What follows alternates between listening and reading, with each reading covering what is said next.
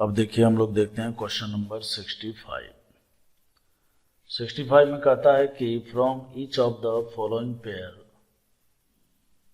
The compound will react the faster with the sodium iodide in acetone. अब sodium iodide इन acetone जो है आपको पता है कि एसीटोन देखिए क्या है, एक पोलर अप्रोटिक सॉल्वेंट, ठीक है। और पोलर अप्रोटिक सॉल्वेंट जो है ये SN2 को फेवर करता है। ये तो सॉल्वेंट के हिसाब से बात किया। दूसरा आयोडीन जो है I- जो है ये क्या है, ये भी एक स्ट्रॉन्ग न्यूक्लियोफाइल के कैटेगरी में आता है, ठीक है। तो कुल मिलाकर बात यह है कि SN2 के हिसाब से हमें सोचना है। देखिए पहला में क्या कहता है, 2 क्लोरोप्रोपेन, इस तरह से दिया हुआ है, यहाँ पर क्लोरीन है। फिर कहता है 2 ब्रोमोप्रोपेन, ठीक। तो दूसरे पोजीशन पर ही देखिए क्लोरीन लगा हुआ है, ब्रोमीन लगा हुआ है और SN2 अटैक होना है। तो इन दोनों में से जो अच्छा लिविंग ग्रुप होगा उसका रेट फास्टर हो जाएगा, ठीक है, क्योंकि कंपाउंड तो सेम है। तो हम जानते हैं कि Cl- और Br- में Br का लिविंग टेंडेंसी ज़्यादा अच्छा है, ठीक है। में ये एक ज़्यादा अच्छा लिविंग ग्रुप है। कैसे? तो हम लोग जानते हैं कि weaker wage good living group, ठीक है। और Kb जो है वो इन्वर्सली प्रोपोर्शनल होता है साइज के, ठीक है।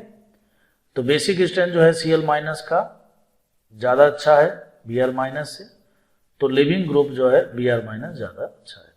Logic number 1। लॉजिक नंबर 2, वैसे भी सोचिए इलेक्ट्रोनिगेटिविटी के हिसाब से, तो कार्बन और क्लोरीन में क्लोरीन और ब्रोमीन में क्लोरीन ज़्यादा इलेक्ट्रोनिगेटिव है, तो ये बॉन्ड ज़्यादा मजबूत होगा और ये बॉन्ड तो कम मजबूत होगा, तो इसका रेट जो है ज़्यादा हो जाएगा, मतलब फर्स्ट में हो जाएगा 2 का।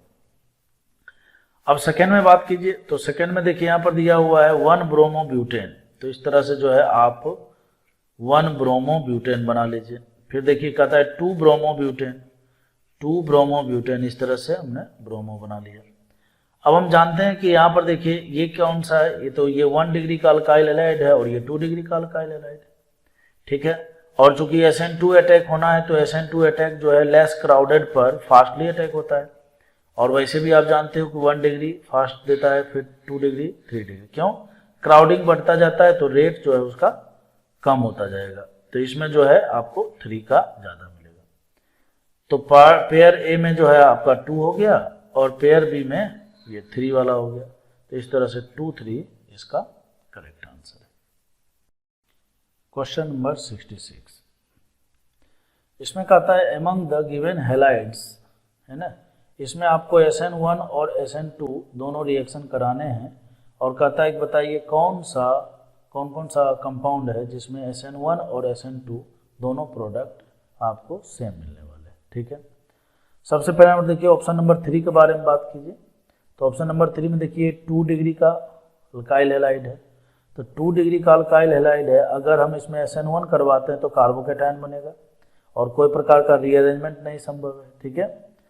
तो कहने का मतलब यह है कि यहाँ पर जो है जो न्यूक्लियोफाइल है वो यहीं पर अटैक होगा और SN2 में तो कोई रीअरेंजमेंट वाली चांस ही नहीं है, ठीक है। 2 डिग्री का अल्काइल हैलाइड है तो रिएक्शन भी होगा। तो ऑप्शन नंबर 3 में जो है चाहे SN1 हो या SN2 हो, दोनों में प्रोडक्ट सेम मिलने वाले, ठीक है। अब ऑप्शन नंबर 4 में आइए। 4 में देखिए इस तरह से दिया हुआ है, ठीक, और यहाँ ब्रोमीन है।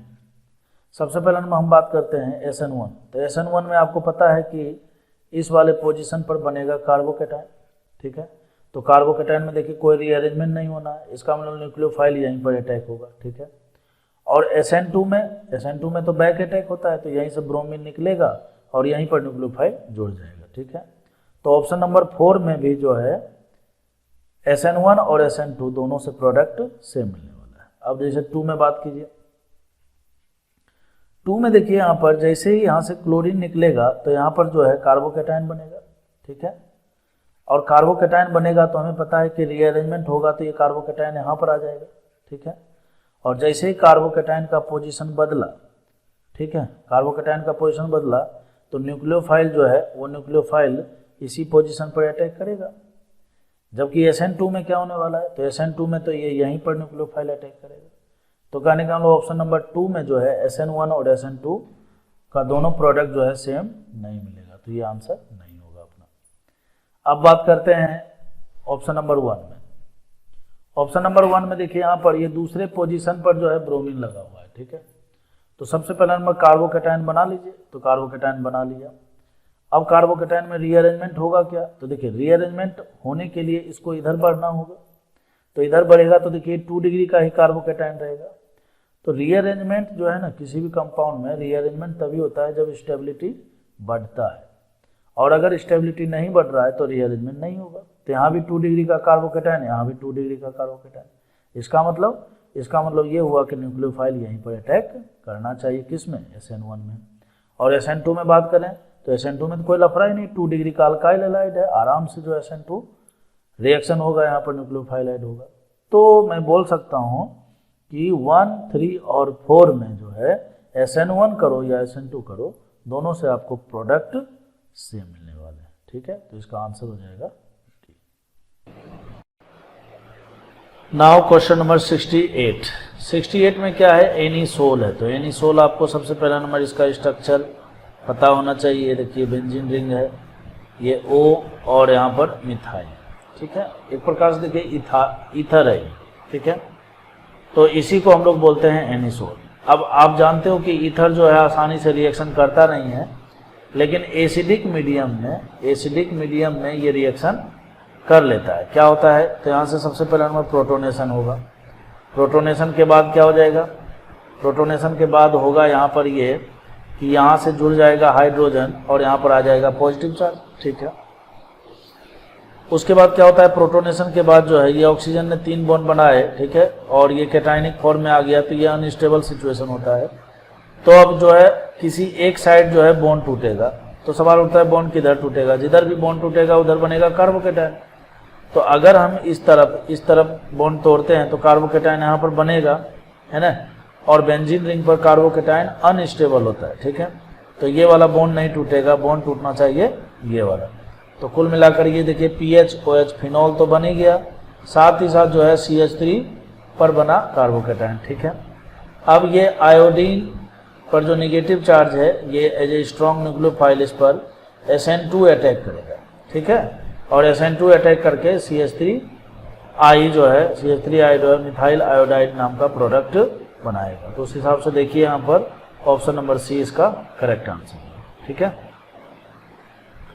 अब हम लोग बात करते हैं क्वेश्चन नंबर 69 को लेकर। क्वेश्चन नंबर 69 में देखिए यहाँ पर बोलता है कि NaCN है। तो NaCN हम जानते हैं कि CN- एक स्ट्रॉन्ग न्यूक्लियोफाइल है, और स्ट्रॉन्ग न्यूक्लियोफाइल जो है SN2 को फेवर करता है, और क्वेश्चन में बोल भी दिया है SN2 ही देखना है आपको। अब देखिए ये तो ईथर है, तो ईथर तो देखिए पहला नंबर तो आसानी से रिएक्शन करता नहीं है, ठीक है। लेकिन अगर मीडियम एसिडिक हो तो ये रिएक्शन कर सकता है, लेकिन ऐसा कुछ भी दिया हुआ नहीं है, ठीक है। और वैसे भी देखिए यहाँ पर जो है ये वाला जो कार्बन है वो 3 डिग्री का कार्बन है, और 3 डिग्री कार्बन जो है SN2 रिएक्शन फेवर नहीं करता है। मतलब यहाँ पर क्राउडिंग के कारण जो है रेट बहुत ही ज़्यादा स्लो होता है। अब ये जो OTS है इसको टोसाइलेट आयन बोलते हैं, ये वेरी गुड लिविंग ग्रुप होता है, ठीक है, बहुत ही अच्छा लिविंग ग्रुप है, बहुत अच्छा लिविंग ग्रुप है। तो ये क्या करेगा, ये देखिए 2 डिग्री का कार्बन है, और 2 डिग्री पर SN2 जो है बहुत ही आसानी से हो जाता है, कोई दिक्कत की बात नहीं। यहाँ पर भी देखिए ईथर ही है, तो फर्स्ट भी ईथर और ये भी ईथर, और ईथर जो है एसिडिक मीडियम में रिएक्शन करता है, तो यहाँ कुछ भी ऐसा दिया हुआ नहीं है, ठीक है। तो इसके बारे में फिलहाल अभी नहीं सोचना है हमें B और D के बारे में।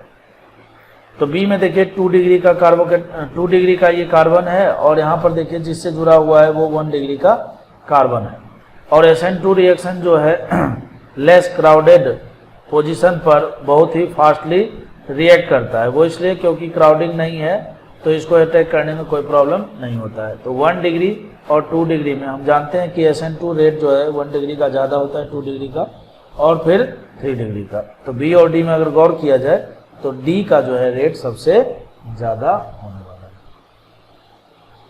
समझ गए बात को।